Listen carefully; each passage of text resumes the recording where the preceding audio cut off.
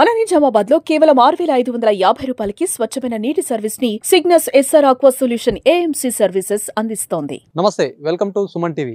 ఒక మహిళను హత్య చేసి కారులో తీసుకెళ్తున్నటువంటి ఘటన నిజామాబాద్ జిల్లా వ్యాప్తంగా కూడా కలకలం సృష్టిస్తూ ఉంది. దీనికి సంబంధించి కూడా ఒక మహిళను కారులో తీసుకుపోవడం ఏంటి, దీనికి సంబంధించి పోలీసులతో మాట్లాడదాము. మొత్తానికి కూడా ఒక వ్యక్తి ఒక హత్య చేసి కారులో తీసుకెళ్తున్నటువంటి క్రమంలో కూడా పోలీసులు అనుమానాస్పదంగా ఉందని చెప్పేసి వెంబడించి మరి పట్టుకున్నారు.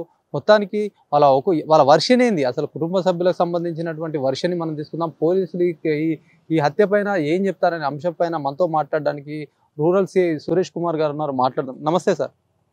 నమస్తే సార్, చెప్పండి, ఇది ఏంది మొత్తంకి ఆ కారులో కూడా ఒక మహిళని చంపి తీసుకెళ్లడం, ఇది మొత్తం పోలీసులు పట్టుకోవడం, వాళ్ళ కుటుంబ సభ్యులు ఆల్రెడీ ఇంతకుముందు కంప్లైంట్ చేశారని చెప్తూ గురువారం రాత్రి కంప్లైంట్ చేశారని చెప్తున్నారు. మరి ఏంది, ఈ మర్డర్ని ఎట్లా చూడాలి?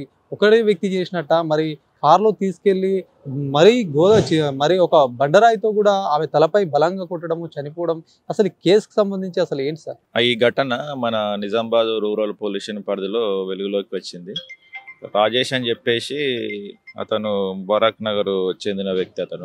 అతను వాళ్ళ తల్లిని కమల అనే ఒక ఆవిడ చెడు వ్యసనాలకు అలవాటు చేస్తుందని ఒక మనసులో ఒకటి పెట్టుకొని మొన్న తేదీ 27వ తారీఖు నాడు సాయంత్రము 6 గంటల సమయంలో ఈమె కమలను చంపేద్దామనే ఉద్దేశంతో బైపాస్ రోడ్డు పక్కకు ఆమెను ఫోన్ చేసి పిలిపించేసుకొని మాట్లాడదాం అని చెప్పేసి పిలిపించేసుకొని కొంచెం లోపల తీసుకొని వెళ్ళేసి, మా అమ్మకు ఎందుకు చెడు వ్యసనాలు అలవాటు చేస్తున్నావు అంటూ కోపంతో ఆమెను తలపై కొట్టిండు. అంతేకాకుండా పక్కనే ఉన్న ఒక సిమెంటు రాయితోని ఆమె తలపై బాది చంపేసిండు. చంపేసిన తర్వాత ఆ రోజు శవాన్ని అక్కడనే కాగితాలతోటి తర్వాత సిమెంటు సంచులతో అక్కడ కప్పేసి వాళ్ళ ఇంటికి వెళ్ళిపోయిండు. యథావిధిగా ఉన్నాడు ఆ రోజు.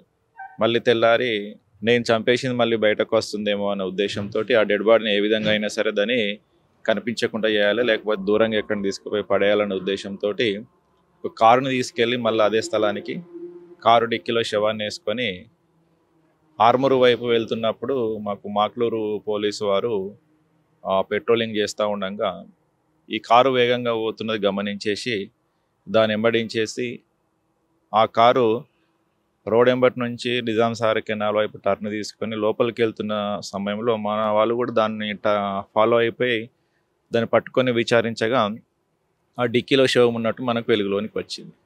తర్వాత పూర్తిగా విచారణ చేసిన తర్వాత ఆ రాజేష్ పైన మర్డర్ కేసు చేయడము, తర్వాత అతన్ని అరెస్ట్ చేసి కోర్టు ముందు ప్రవేశపెట్టి జైలుకు పంపించడం జరిగింది.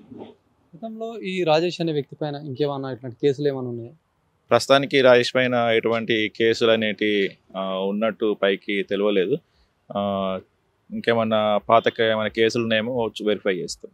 వాళ్ళ తల్లికి సంబంధించి తప్పుదో పట్టిస్తుందని చెప్పేసి హత్య చేసినట్టుగా కూడా ఆయన చెప్తున్నారు అంటున్నారు.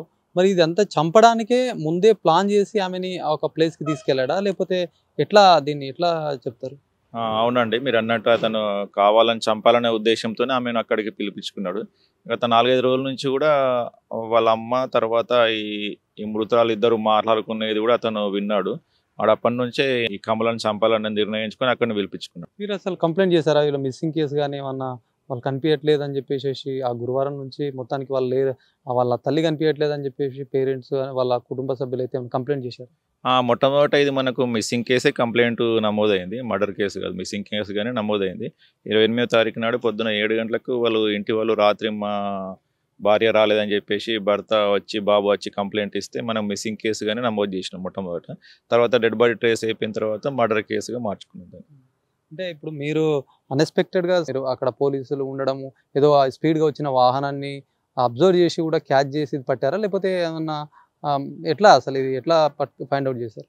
ఇది మా పెట్రోలింగ్ పార్టీ వారి యొక్క కృషి. ఇది వారు అలర్ట్గా ఉండడము, తర్వాత అనుమానాస్పదంగా ఉన్నటువంటి కారును ఆపి చెక్ చేయడం వల్లనే ఇది జరిగింది. ఎట్లా సార్ ఇంత క్రూరంగా తలమైన బాధ చంపడము, ఒక యువత ఇట్లాంటి పరిస్థితిని క్రియేట్ చేయడం ఎట్లా, అసలు ఏం చూడాలి సార్ దీన్ని? వాస్తవం అండి, అంత క్రూరంగా ఉండాల్సింది కాదు. వాళ్ళ ఈ సమస్యలు ఏమైనా ఉన్నప్పుడు కౌన్సిలింగ్ చేసుకోవాల్సింది, ఇంకేమన్నా ప్రయత్నాలు చేసినా బాగుండేది. చంపడం అయితే కరెక్ట్ కాదు. Thank you sir.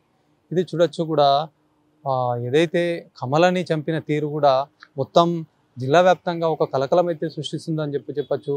పోలీసులు అయితే వాళ్ళ కేసు ఏదైతే మిస్సింగ్ కేసు నమోదైందో దీని ప్రకారంగా కూడా ఆల్రెడీ దీనికి సంబంధించి కూడా విచారణ చేస్తున్న నేపథ్యంలో కూడా ఒక కారు అనుమానాస్పదంగా కూడా వెళ్తుండడం, దాని వెనకాల కూడా ఏదో కనిపించినట్టు కొట్టడం, అక్కడ ఉన్నటువంటి పోలీసులు కూడా ఆ కార్ని వెంబడించి చూసేసరికి అయితే డిక్కీలో శవం కనిపించడంతో అవాక్కైనటువంటి పరిస్థితి. మరి అప్పుడే ఏం జరిగిందని విచారణలో కూడా ఆయన తల్లిని తప్పుదోవ పట్టిస్తుందని చెప్పేసి కమల అనే మహిళను చంపినట్టు కూడా పోలీసులు చెప్తున్నారు. ఏదేమైనప్పటికీ ఇది జిల్లా వ్యాప్తంగా కూడా చాలా చర్చనీయాంశమైనటువంటి పరిస్థితిగా క్రియేట్ అయింది. మరి పోలీసులు అయితే మొత్తానికి ఆయనను అదుపులో తీసుకుని కూడా కేసు నమోదు చేసి రిమాండ్కి తరలించినటువంటి పరిస్థితి. కెమెరా పర్సన్ జగదీష్తో శ్రీనివాస్, సుమన్ టీవీ, నిజామాబాద్.